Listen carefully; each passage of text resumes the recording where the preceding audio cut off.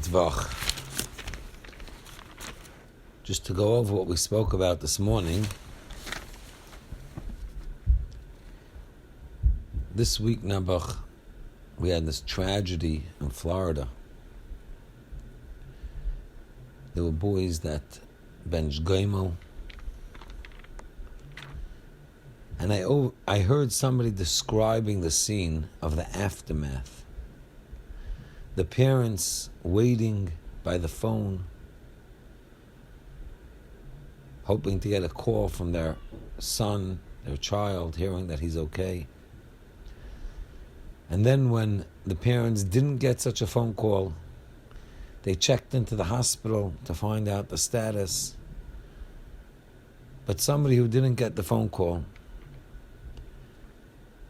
and the hospital had no records, they went to the Marriott, and there they waited. And every few hours, a police officer would come in and call out another family name. Another one was identified. Chazal teach us, when something happens, the Eibishter doesn't do it for nothing. The Eibishter wants us to learn from it. And we've said over often, the Heilige Chavetz Chaim, when he was in Radin and he heard the Mississippi River overflowed, he said the Eibishter is talking to us. Kolshkein over here, where you can't even blame this on terrorism. It's from the most innocent, safe neighborhoods.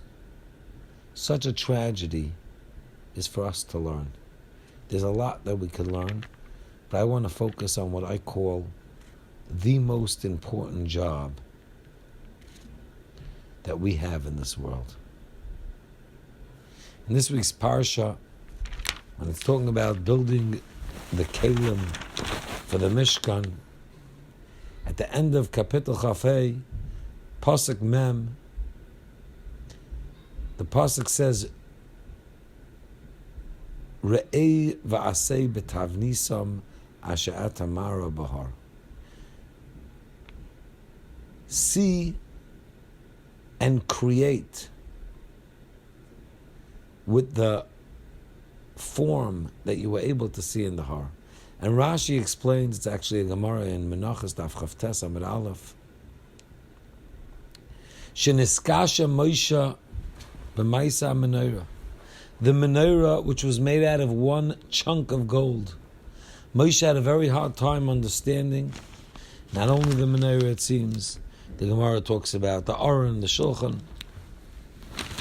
And the Eibishter showed him a menorah shel eish, and through that, it seems he was able to make the menorah.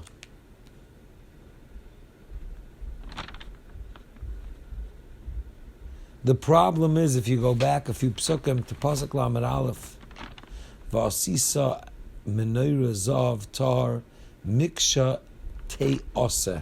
And Rashi over here is wondering, and this is from the Medrash Tanchuma, Rashi would like to know why it says Lashon te ose, it was made.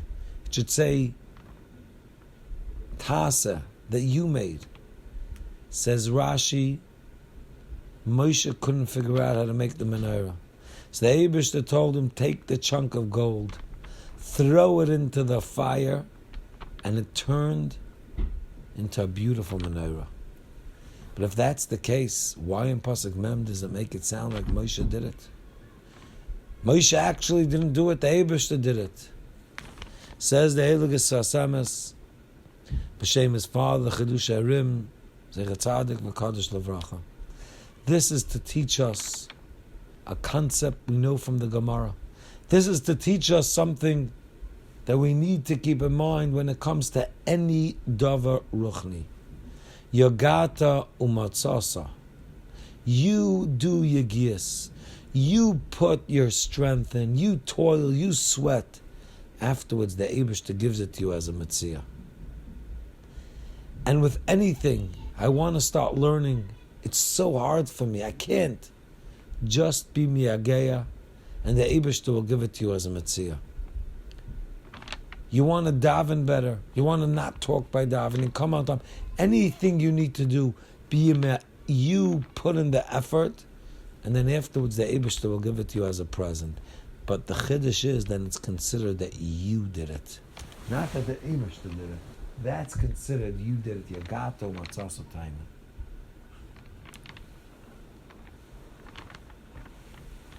The question is, there was another thing made out of Miksha Echad.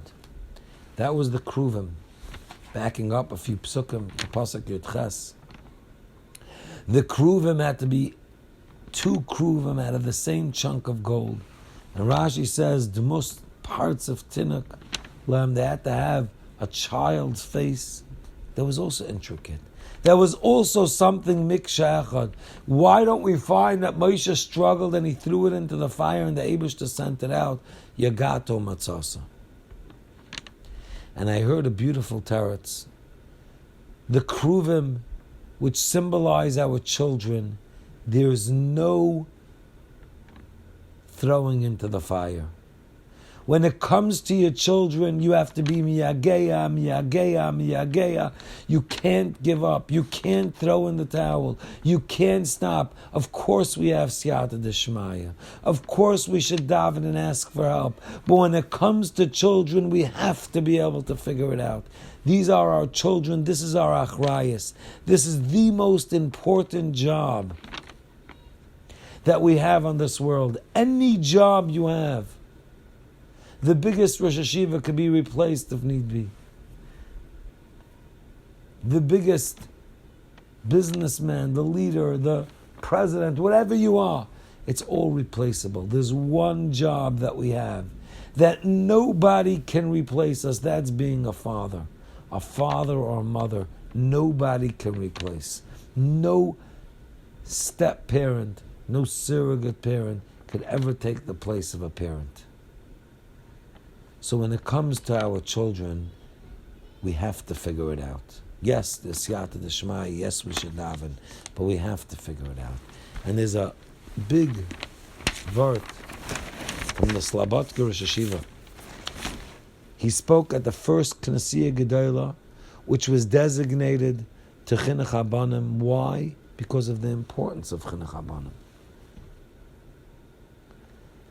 And Ramosha Mordechai Epstein, Zecher Tzadik Levracha Slabodka Rosh Hashiva said, we find 2 places in the Torah where it uses the word Kruvim. And Rashi explains them very differently. When it uses in Bereshis, when we were kicked out of Gan Eden, it says, V'shachan l'Gan Eden es ha-Kruvim. Says Rashi, Kruvim Malchei Chavala. And in this week's parsha, where it talks about the Kruvim on top of the Aron, aside from the Kruvim on the Paroiches, but the Kruvim on top of the Aron, Rashi says, Part Dumus Partzafei Tinok.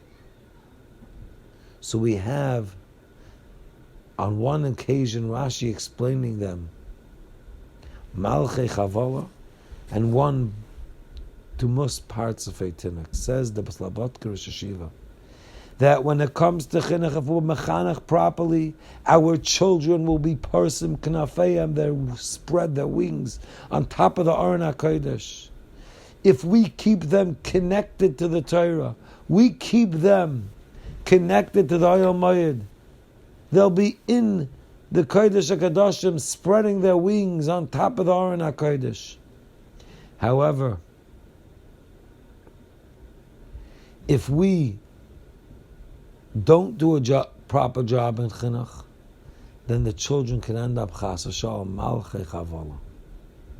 And we have to have the right balance. Now we could talk about a lot of different inyanim, but I'd like to focus on something that I find very important for our generation.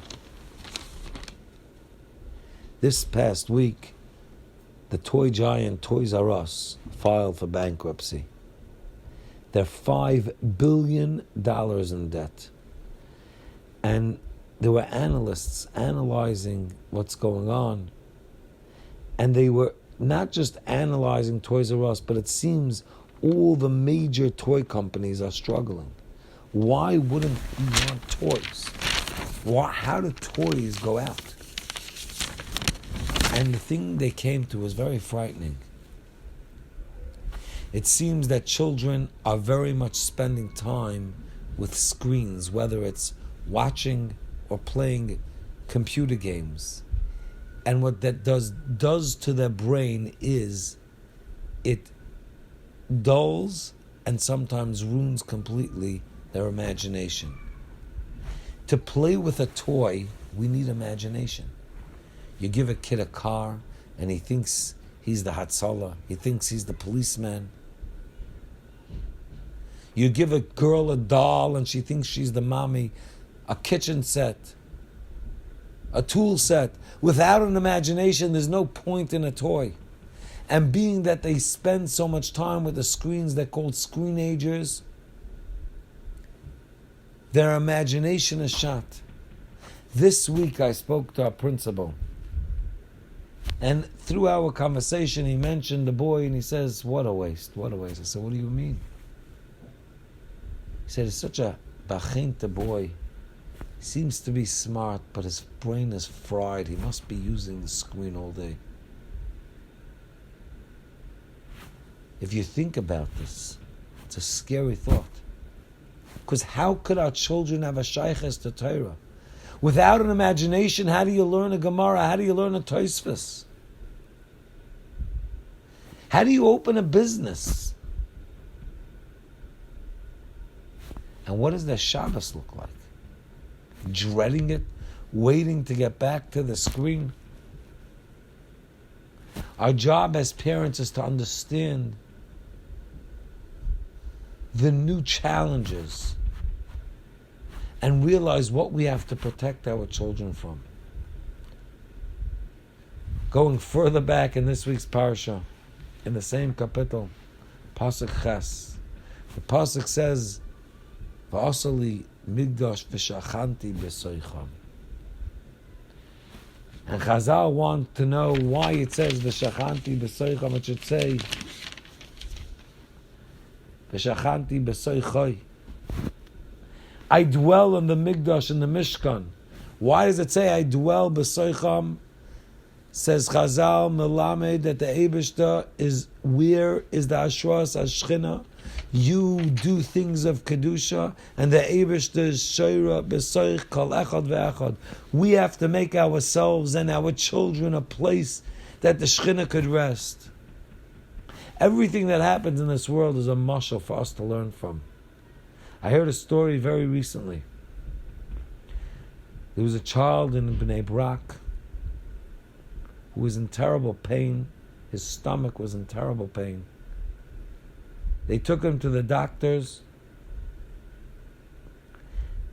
and they took a ultrasound and found there was a snake growing in his stomach.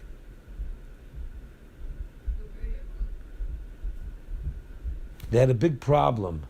If they're going to operate, the snake will poison him. If they won't, he'll eat out the stomach. They went to Reb Chaim Kanievsky, and they asked him why. What's this happening for? So he said, because you weren't makpid on the halacha, and he drank mayim megulim. They have a halacha that you leave open water overnight. You don't drink it. So the father said, I thought we don't do that anymore. The halacha is not for right now, it's for a different time. But at the end they figured out that this child was once by the banyas. And he took his hands and cupped them and took a drink of water, and in that water was an egg from a snake, and it developed within him. I want to use this as a mashal. We have to be careful if we want our children to have kedusha, what they ingest, what their neshamas take in. if they're spending a lot of time with the screen, who knows what kind of seeds could be planted in them, chas v'shalom, and they can grow until they're a problem that we don't know what to do with.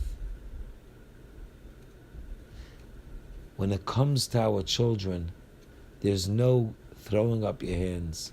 Yes, we daven, we cry to Hashem, and the Eibishter will give us siyata d'shmaya.